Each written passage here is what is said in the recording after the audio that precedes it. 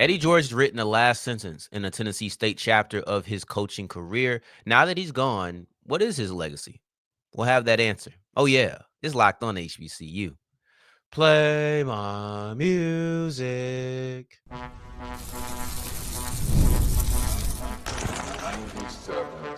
You are Locked On HBCU, your daily podcast covering HBCU sports.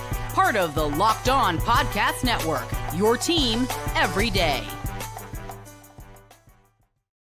What's going on, family? Welcome back to another episode of the Locked On HBCU podcast, your number one daily one-stop shop for everything HBCU athletics, Monday through Friday, part of the Locked On Podcast Network, your team every day. And I, of course, am Darrion Gray, a.k.a. the Mouth of the South, Texas Southern alum and former TSU Herald Sports editor and current contributing writer at USA Today Saints Wire.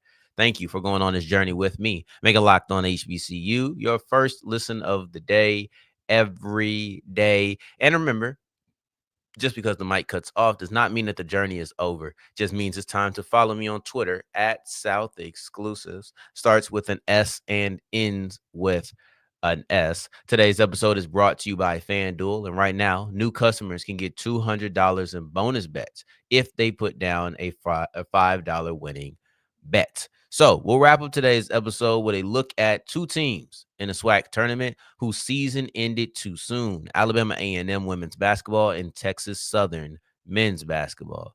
Segment 2, the MEAC is crazy. It was full of tight games, and you had two upsets that came all the way down to the wire. Let's break down those games and look at the connecting trait of all of men's basketball on the MEAC side. But I want to kick this off with football.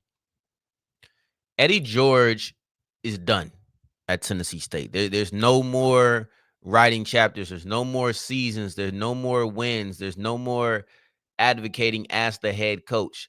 That chapter is finished. Do I think that his business with the school is over? At least while he's a head coach, yes. But whenever he finishes being a head coach, I do think that Tennessee State and him will reunite for some sort of business because they had a relationship prior to becoming the head coach. So I do think that if all the leadership stays in place, we will see Eddie George reunite with Tennessee State in some capacity, not a head coach though. So I think it's safe to say that his legacy has been written. I think his legacy is done. And we're wrapping up the week, we're wrapping up the week with the biggest story of the week, the biggest story of the year. So I think that it's proper that we look at his legacy because this is kind of a wrapping up of Eddie George of sorts. And to me, I think his legacy is defined by three traits: growth, diving into the job beyond just being a head coach, or diving into the university, I should say, beyond just being a head coach. And then segment or part three will be carving his own lane. And I want to start there because any of these celebrity coaches, NFL transplant coaches, I really don't like the celebrity coach term, but whatever. I know everybody knows what I mean, and I know what that means. I get why they say it, but it just sounds weird to call them celebrity coaches. But all of those guys are going to be compared to Deion Sanders. That's just natural. That's what it's going to be. I don't care if it's a player that comes in 2 years from now.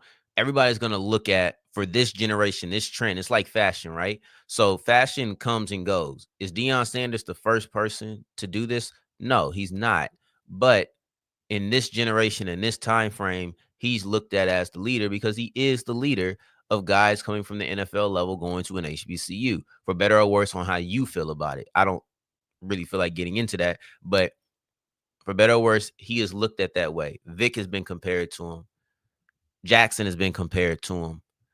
But I think George was the most natural comparison, and it's the one that I think it's the one that was the easiest to continue. These other ones, once they start playing, I don't think we're really going to talk about Deion Sanders with them. But Eddie George started in 2021. That's the same season, the same time as, that's the same time as Deion's first fall season. Yes, he was there for the spring, but we really don't count that. Spring was weird. But the point is, they were naturally connected, starting really at the same time. They played each other twice once each year that Deion Sanders was at Jackson State. So the connection was there, and we could have been pointing to him. Deion took off. Eddie George did not. Eddie George was a slow build. And while Deion was at Jackson State, the build had not reached its pinnacle. Matter of fact, the pinnacle reached this year, right? Like that was it. The pinnacle had been reached this year.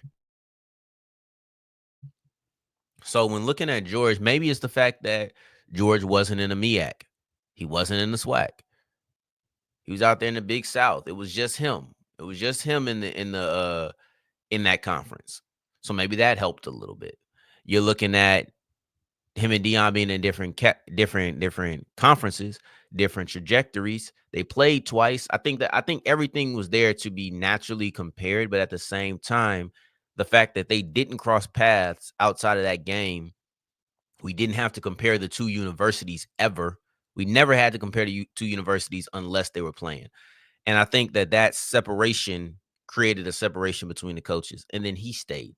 And then he stayed for 2 more seasons, and he ended up getting very successful. I think that the ability to be right next to Deion Sanders and have the same kind of qualifications that he did in a sort, yet be able to be your own person, that was much different. And that was impressive to me. So I think that's one thing that defined. He's not getting caught up in the Deion Sanders comparison. The next thing I would say is growth, because the paths are different. Eddie George, I had the most fun that I've had doing an ongoing topic. So for those who are maybe new, maybe don't know, shout out to all my new subscribers. I love you. I want you to know that, just like if you was here from the beginning. But I love storytelling. And I hope that if you're new here, you quickly get to find that out. I love storytelling. When I'm doing our game of the week during the season, during the football season, and I'm doing my 3 matches, my 2 storylines, my key to victory, a lot of times those storylines are my favorite part to talk about, because I just love stories, you know? So when it comes to ongoing stories that I can go week by week by week by week, it does sometimes feel like, okay, Darrion, are you beating a dead horse? But I know I'm not, because I just enjoy watching the progression of these stories that I can for this long. Because a lot of times it's just week to week to week to week. But in this situation with Eddie George, I was studying how he would perform in the final month of the season, because you look at the first 3 years and he didn't do that well. That was the point in which Tennessee State would kind of trickle down. That's when they would kind of crumble. That was when it was all over. They would have a good start, but at the end of the season, 1-3, 1-3, 1-3. This year, they flipped the script on and went 3-1. And in a big time matchup at the end of the year, they beat who was the top team in the conference. Team that ended up getting the automatic bid, technically, even though it was a mashup for the co-champions. I had so much fun studying that. And I thought that was a sign of his growth. I thought that was a great representation. That's the better way to say it. I thought that Eddie George going from 1-3 in the last month of the season repeatedly to getting over that hump and going 3-1 was a great sign of growth. It was something that, for me, I wanted to highlight, kind of like Bashul Tootin and his 100-yard streak at North Carolina A&T. I wanted to highlight that because that was something that was ongoing. I was like, oh, let's see if he keeps doing it. He keeps doing it. And both of those individuals or teams, however you want to look at it, kept doing it. So I think that George grew a lot as a head coach. You hear on his way out, he talks about finding the love of coaching. That wasn't there before. There's mental growth, there's success growth, there's all of these things in there, but I think that growth was probably the biggest attribute of his career. If there was one trait that I would define Eddie George's career at Tennessee State by, it would be growth. Year by year, it felt like that team was trying to make steps and successfully made steps in most of those years. In 2024, they finally got over the hump. They finally got over that obstacle of a poor closing month. They closed the month strong. They made it to the FCS playoffs, and they achieved something they hadn't achieved in a long time. If there was a way to sign out, it wasn't going to be a national championship. That just wasn't on the horizons at this moment. But if there was a way to sign out for Eddie George, it was this. 2024 is the pinnacle of everything that Eddie George built. It was a slow growth. His path is defined by that, step by step by step. And I'm not going to sit here and tell you that it's better, because who don't want to succeed right away? But at the same time, I'll say this, it was a movie-like move, It was a movie-like ascension where every step of the way, oh, he gets knocked down. All right, we think it's he knocked down. Oh, he finally overcomes. I don't know. It was movie-esque. Life ain't a movie. I want to win right away, but this was movie-esque. I will say that. So, the last thing is diving beyond just being the head coach, and there was an advocation for the funds of Tennessee State. And I don't know how often the head coaches are doing this. Maybe this is something that they always do, but this is not something that I always see. I'll say that. This is not something that I always see. So I thought that him stepping out there and being like, no, this is wrong. We have been being robbed for years. We have funds that are owed to us. Was he the driving force? I don't know. But sometimes you need a public face. Sometimes you need a guy like Eddie George who holds weight. Sometimes you need a guy who's going to tell all of those people who are in power, in charge, what you're doing is wrong. And you can't ignore me. Right? Like I'm Eddie George. And do I have the key to every door? No. But I do have some say so in a lot of places. And it's not about getting things taken from you or consequences. It's just people tend to listen when a well-known athlete speaks, especially if that well-known athlete was a well-known athlete in that city. So I think that George and what he did was phenomenal. It was appreciated. It was something that was always, always applauded. And I think that that was another defining trait. Like I talk about him carving his own lane. That's third. That's the tertiary side of this. But when you're looking at the primary and secondary traits that define him, it's growth and diving deeply into Tennessee State. So kudos to Eddie George. That is his legacy. I thought that would be a good way to break it down. Let's start off the week, but let's get into some MEAC tournament action because it was tight all 2 days. I was going to say all day, but all 2 days of the men's MEAC tournament. Let's get into that as we continue with Locked On HBCU. Today's episode is brought to you by Nissan. We are all about the stats because numbers don't lie. And when it comes to the all-new Nissan Armada Pro 4X, the numbers are on an MVP level. I'm talking about Shea Gilgeous-Alexander level. With the ability to tow up to 8,500 pounds, it can quite literally carry the whole team. Plus the gear, wherever you need to go. It's powered by a twin-turbo V6 engine delivering strength and performance to handle highways, back roads, and everything in between. And with the room for up to 8 people, the Armada Pro 4X is built for big crews, big adventures, and even bigger memories. Whether you're exploring off-road trails or rolling up to the arena, the Armada Pro 4X brings power, versatility, and style wherever you go. Take your adventures to new heights in the all-new Nissan Armada Pro 4X. Learn more at nissanusa.com. Today's episode is also brought to you by FanDuel. And March Madness is here. It's a week away. We have the tournament action going on in the MEAC and the SWAC and all of the conferences around the country. And in just a little bit, we'll have Selection Sunday. And then we'll get straight into the action, I believe, March 18th. Right now, you want to put some money down on those number one seeds? I'm still looking to see if Norfolk State gets 14. I think they will if they win it all. But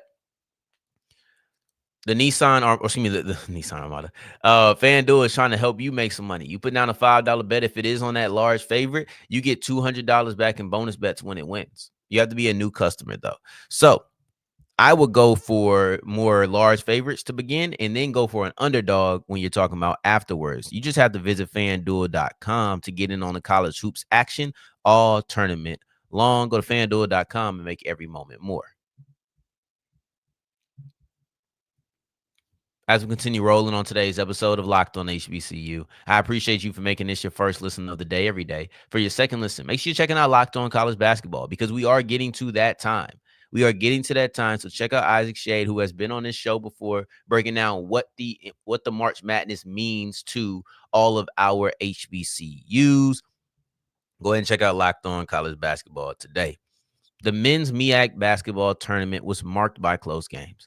Every single game was close, and they had a couple of upsets. The first upset came via Morgan State knocking off Howard. And I kind of use upset lightly there. I don't know if upset is really the word to use, but it's a 5 seed going over a 4. It is Morgan State who was swept by Howard earlier this season. So I think that upset can be used because Howard should have been the favorite. But I don't necessarily know if I think that Howard. I don't know if I necessarily think Howard was upset in this game, right? Like I don't think that's the way I would phrase it because there was no separation between the team. They were both 7-7. They had to have a tiebreaker decided. But like I said, Howard swept them, and you would assume that the team who swept you or the team who swept would then beat the team again, even though we've seen countless times already early in this tournament season that does not matter. But you would have to assume that Howard is the favorites. So I guess in a way they did get upset. But it doesn't matter when it's time to matter, right? Like what happens in a regular season is cool, is fine, but when the pressure is on, what do you do? And I wanted to look at Blake Harper to see what would he do when the pressure was on. And he dropped 28. So as a guy who dropped 28, that made a lot of sense to me. Um as a guy who was player of the year, excuse me, that made a lot of sense to me. I wanted to see him live up to the hype, and he did. I thought that he did a good job. He had a solid game, 28 points. When they made a late surge, Howard did, it was Blake Harper who was leading the charge. So I liked what I saw from the freshman, but they didn't win. Morgan State won. Let's not spend all of our time talking about the freshman sensation. Let's talk about Morgan State because Coach Kevin Broadus had something to say afterwards. And I thought that this was a good quote. He said, to win a championship, you have to go through the champions. There's no better script for us. Now, here's where it gets interesting. Because Howard was the champ, but Howard clearly was not the man. I love the sentiment. The sentiment is to be the man, you got to beat the man. That's not the man. You got the man today. By the way, this is why we're dropping the episode so early. And I'm going to tweet this out like once I finish recording.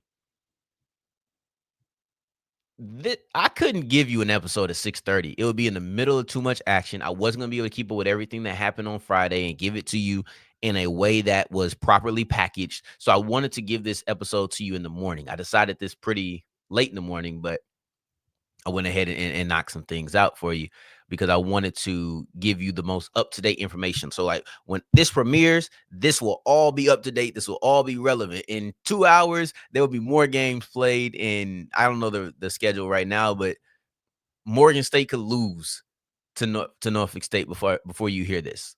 That could happen, right? But when I drop it, it hadn't happened. I promise you that. So quality stories.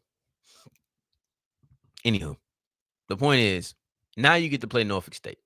And the script couldn't be better. You're right. You beat the champions. And we've seen that championship experience does matter. It didn't for Howard. I think that they clearly weren't the team. They would have had to go in. They would have to go and pull off an upset for me to feel like, oh, okay, maybe Howard's really here to play. So essentially, since the next game would have been against Norfolk State, they would have had to beat Norfolk State. But they didn't. They didn't do that. They didn't get that far to even try to do it. So I didn't necessarily feel like they were the man, but if you're Morgan State, now you get a chance to go against the man. You beat the defending champions. Now you get to beat the top dogs or one of the co-champions in the regular season. I don't want to disrespect South Carolina State because ain't nobody hotter than South Carolina State. What Jen Harbaugh say? I just said Jen. Did I just mess up his name twice? But what did Jim Harbaugh used to say? Who got it better than me? Nobody. Or whatever that used to say. I hope I got the right Harbaugh. John, the one that's with the Chargers now. Anyway, the point is, this is what happens when I try to reference people. But now it's going to make me mad. Let's see. Jim Harbaugh. Yes, Jimmy, Michigan, that guy. Anyway, the point is, the second upset came between North Carolina Central and Delaware State. There's a little bit more separation here. 8-6 to 6-8, different scenarios. But I thought that this was a good one.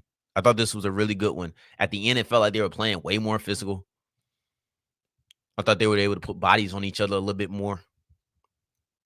As the game came down, there was a lot of funky moments. It was a lot of weird timing. Like, for example, there was 3 plays that defined the end of the game that I thought really didn't make sense. It was really disjointed. The first one was a Po' Boy King 3-pointer. where the ball looked like it kind of got tipped or whatever. It bounced over to the key and he corralled it. But he corralled it and nobody was there. It obviously was not a lead pass. It was not leading him that way. He just had to kind of chase the ball down a little bit. Boom, top of the key, 3-pointer.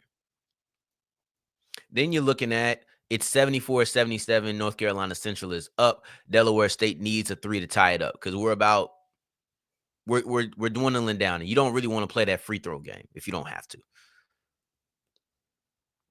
And there was a weird shot attempt where it looked like it kind of got blocked, but not fully. So the guy was still able to put the shot up afterwards and hit the rim. Boom. You go for a putback. That misses. The ball gets tapped out to the corner. It's about to go out of bounds. The Delaware State player grabs it, pulls it in one nice motion, puts it up, and knocks it down. He's going out. He's about to go out of bounds as he's doing this. He ends his shot out of bounds. It was a weird looking play. None of this looked like really structured. It was really improvisation over everything else. And I know there's a lot of improv in basketball, but this was on a different level to me. So that's how you get a tie game, 77-77, with 7.7 seconds left. That was so nerdish of me to love that. But I relished, and I was mad when they said it was 7.8 afterwards. I said, no, it was 77, 7.7, 77. I ain't gonna lie to you. That really had bothered me. But this is okay. I'm a nerd, though. Like it's don't worry about it. But the last bucket, you get Isaac Parsons, and he's getting the ball on an inbound running. I don't want to say which direction, but he's running across the court. And it looked like he was about to lose the ball, and nobody was there. It looked like he was about to turn up court and kind of lost the ball. Regained his dribble quickly, and he ends up driving down the court, goes all the way down, comes down the baseline now, and puts up a reverse layup that bounces like 5 times. Bounced like 5 times on the rim and just drops. Shout out to every basketball player who's made a game winner and decided that this is the time to act cool. Shout out to you. This was crazy. The other games were Norfolk State beat UMass by 7. South Carolina State beat Coppin by 5. Like, these were close games. Close games. Not like the women's side where Norfolk State and Howard women's basketball, the 1 and 2 seeds, blew out their opponents. But anyway, let's push into the SWAC because I want to get this done very quickly. You see, I'm rocking it. I'm still rocking the school. Shout out to the SWAC. Shout out to TSU. But this is my fault, and I'll tell you why as we continue with Locked On HBCU. You ever check your bank account and wonder, where did all my money go? Between dining out, online shopping, and entertainment, it's easy to lose track. That's where Monarch Money comes in, your personal CFO, giving you full visibility and control over your finances. Monarch Money isn't just a budgeting app. It's a complete financial command center. You can track all of your accounts, investments, and spending in one place. So you just stop managing your money and start building wealth. When I started using Monarch, I realized how much I was spending on food delivery. Now I budget smarter and I save more. I don't even really like doing food delivery anymore. I ain't trying to do that anymore. I'm done with it. But it's up to you. Take control of your finances with Monarch Money. Use the code LOCKEDONMLB at monarchmoney.com for 50% off your first year. That's monarchmoney.com, code LOCKEDONMLB for half off of your first year. As we're wrapping up today's episode of Locked On HBCU, I appreciate you for making this your first listen of the day every day, making it all the way to segment 3. And I thank you 2 times for that. Thank you. We ain't got to be here all day with this one. Y'all know what it is. Texas Southern season was over way too soon. And I blame myself. Because here I come on here sending messages to Yard Talk. We coming for you. How about we need to beat Alabama State first? And we didn't do that. I overlooked my competition to get a good joke off. And now I'm the reason that my alma mater is no longer in the SWAC tournament. That's okay. I still have the women to lean on. Or I can still fall back on the women's team. Hopefully I didn't jinx them too. Fingers crossed. But honestly, Texas Southern season was reminiscent of Howard's season to me, where you've seen them be a good team. You've seen them be a championship team, but something felt off this year. I didn't think that they were that team, but here's the thing. I didn't think they were that team when they had the 8 seed either. So I thought that they could turn it on. I thought that they could turn it on. But the first time in what, 5 years? This breaks to what, a 4 to 5 year stretch of Texas Southern being in the championship game. Last year they lost to Grambling. I think they won the previous 3 seasons. I don't know how to deal with this. I've never been gone. I've never had to leave home this early. Oh well, it is what it is, right? But in general, I just didn't think that Texas Southern was a championship team this year. I don't think they had shown themselves to be, but I was hoping that they kind of had a Phoenix moment where they rose up at the end when it really mattered. But it didn't happen. Alabama State knocked them off. They dug a hole for themselves. Texas Southern did, and they never were able to climb out of it. So you get what you earn, right? And then lastly, Alabama A&M. That's a team that I kind of was personally invested in. I wouldn't say rooting for because Texas Southern was still good. But Alabama A&M women's basketball, I really felt like they were supposed to go on a special season. Excuse me. We've looked at the top 4 in SWAC women's basketball. They're the only ones to have lost in the first round, which is interesting because we looked at them as being the last of that tier as well. So when we look at you for being the last of that tier, and then you go and you kind of, I don't want to say crumble, but you drop at the end of the game. You had a lead and you end up letting a surge from Alcorn come in. Now it's like, dang, was it fool's gold at the end of the season? Which I don't think it was. I think Alcorn just had a good game plan.